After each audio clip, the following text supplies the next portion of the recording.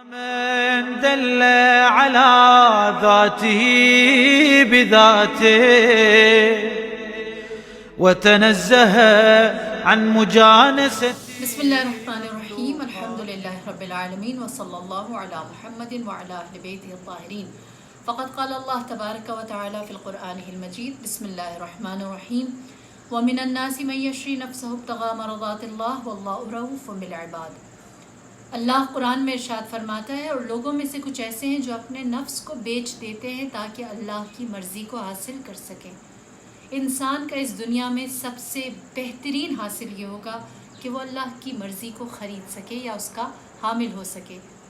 امام حسین دعائے عرفہ میں اسی لیے فرماتے ہیں، اے میرے مالک، جس نے تجھے پا لیا اس نے کیا کھویا، اور جس نے تجھے کھو دیا اس نے کیا پایا.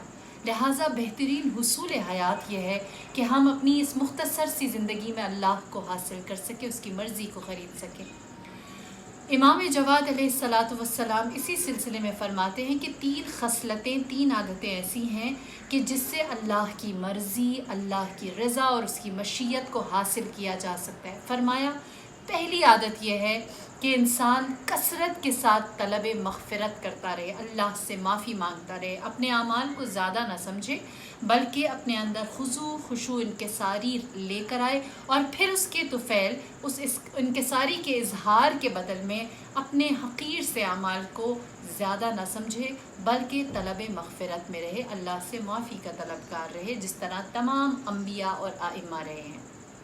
پھر اس کے بعد فرمایا، دوسری خصلت جو انسان کو اللہ کی رضا کا حامل کر سکتی ہے وہ ہے نیک خوئی، نرم خوئی، لوگوں کے ساتھ شفقت اور محبت کے ساتھ پیش آنا، نرمی کے ساتھ پیش آنا، خوش اخلاقی کے ساتھ پیش آنا. اسی لیے اللہ نے کہا ہے، نبی، اگر آپ کا یہ نیک اخلاق اور برتاؤ نہ ہوتا تو لوگ آپ کے اطراف سے بکھر جاتے. اور پھر فرمایا، تیسری خصلت جو اللہ کی رضا کو حاصل کرنے کا باعث ہے وہ ہے کثرت کے ساتھ، زیادتی کے ساتھ، فراوانی کے ساتھ اللہ کی راہ میں صدقہ اور خیرات کرنا. اسی لیے امیر المؤمنین کبھی لوگوں سے چھپ کر پردے میں اور کبھی آشکارا راہ خدا میں انفاق کرتے، کبھی سفر میں اور کبھی حضر میں راہ انفاق کرتے.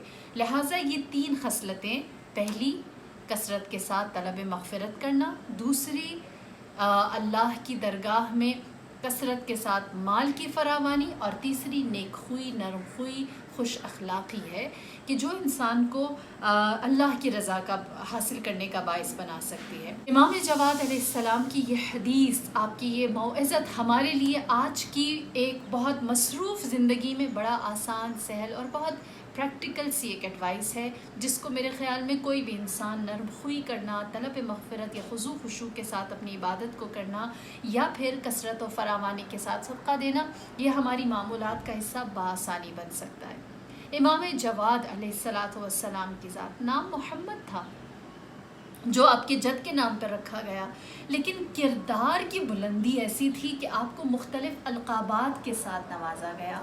نام محمد، ایسی ذات کہ جس کی تعریف کی گئی ہو، لیکن اس کے ساتھ آپ کا جود و سخا، آپ کا کرم، آپ کا لطف، لوگوں کو نوازنا، اور آپ کا اس طرح سے دلباز آپ کی شخصیت تھی کہ آپ کو جواد کہا گیا، جو عطا کرتے ہوئے، دیتے ہوئے، نوازتے ہوئے سامنے والے کے دامن کو نہیں دیکھتے بلکہ اپنی عطا اور اپنی وسعت اور اپنی سخاوت کے مطابق عطا کرتے ہیں. اسی لیے آپ کو جواد کہا گیا، اسی لیے آپ کو باب المراد کہا گیا کہ لوگوں کی مرادیں آپ کے دروازے سے پوری ہوتی ہیں. اسی لیے آپ کو باب الحوائج کہا گیا کہ کوئی بھی آپ کے دروازے پر حاجت لے کر آئے تو کبھی بھی وہ خالی جھولی نہیں جاتا. نہ صرف یہ کہ اس کی جھولی میں ہوتا ہے بلکہ اس کی جھولی اس کی توقع اور اس کی حاجت سے زیادہ بھر دی جاتی ہے.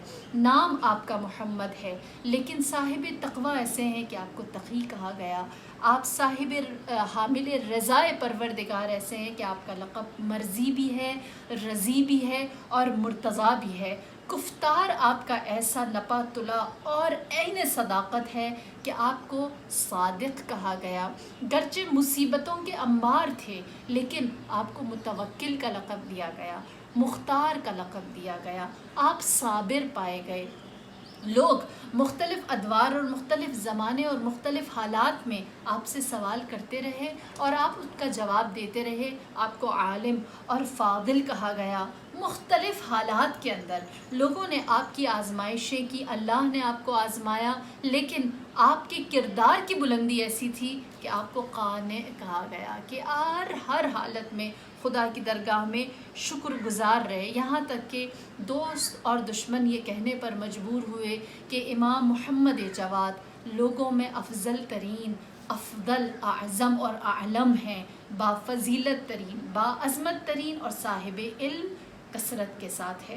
لہٰذا امام جواد علیہ الصلاۃ والسلام کی ذات جو ہے اس کو صرف اپنے نہیں، پرایوں نے بھی اس کو سراہا ہے۔ میں صرف 2 مثالیں دوں گی۔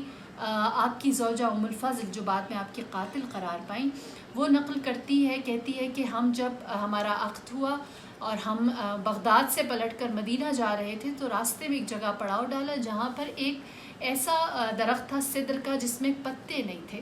امام اس کی چھاؤں میں بیٹھے، اس کی زمین پر آ کر جڑ پر بیٹھے، آپ نے وہاں پر وضو کیا اور آپ کے وضو کا پانی اس کی جڑوں پر گرا، اور پھر آپ نے وہاں پر 2 رکعت نماز پڑھی اور ہم نے صبح کے وقت رخت سفر ماندہ۔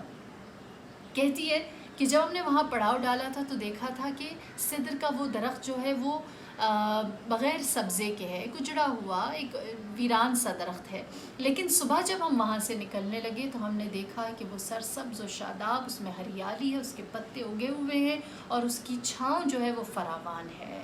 میں حیران ہوئی کہ صدر کا درخت میوہ اگلی صبح دینے لگا۔ لوگوں نے کہا کہ یہ کافی عرصے سے یوں ہی اجڑا درخت تھا، لیکن امام جواد کے قدم اطہر پڑتے ہی اس میں ہریالی و سبزہ آ گیا۔ دوست سو دوست، دشمن بھی اس بات کا معترف ہوا کہ آپ کی ذات صاحب برکت ہے۔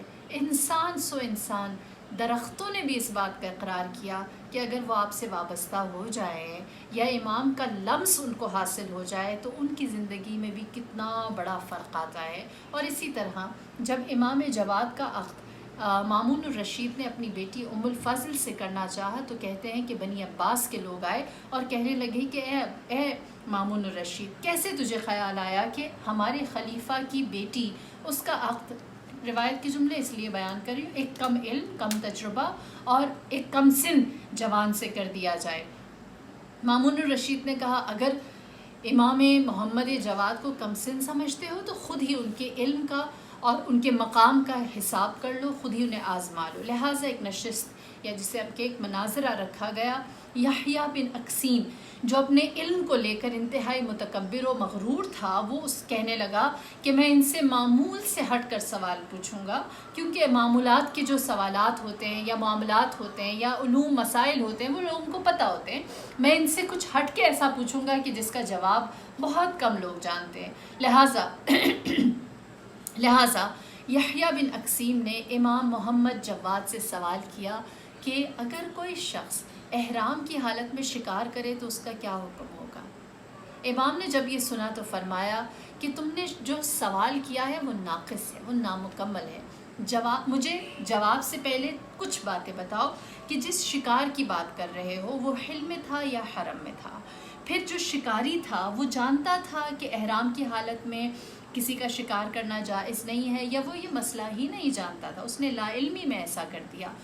وہ ایسا کرنے کا قصد اور ارادہ رکھتا تھا، جان بوجھ کر اس نے ایسا کیا، یا ناگہانی اس سے سہون بھول کر ایسا ہو گیا ہے؟ شکاری آزاد تھا یا غلام تھا؟ شکاری بالغ تھا یا پھر کم سن تھا؟ رشید تھا، خود فیصلہ کرنے والا، صاحب اختیار تھا، یا پھر اس نے کسی کی اتباع میں ایسا کیا ہے؟ شکاری ہمیشہ ایسا کرتا تھا، اس گناہ کے اوپر مصر تھا، یا اس سے اچانک ہوا اور وہ ایسا ہونے پر پشیمان ہے؟ پھر فرمایا کہ مجھے یہ بتاؤ اس نے یہ جو شکار کیا یہ پوشیدہ کیا ہے یا آشکارا کیا ہے، دن دہاڑے کیا ہے یا رات کی تاریکی میں کیا ہے، اور پھر یہ شکار جو ہے وہ پرندہ ہے یا جانور ہے؟ پھر سوال کیا وہ احرام جو اس نے باندھا ہوا ہے وہ حج کا ہے یا عمرے کا ہے؟ اگر حج کا ہے تو وہ حج واجب ہے یا حج مستحب ہے، یا جو مقرر کیا جاتا ہے دوسری تیسری چوتھی دفعہ جو حج کرتے ہیں اس شکل میں کیا جاتا ہے؟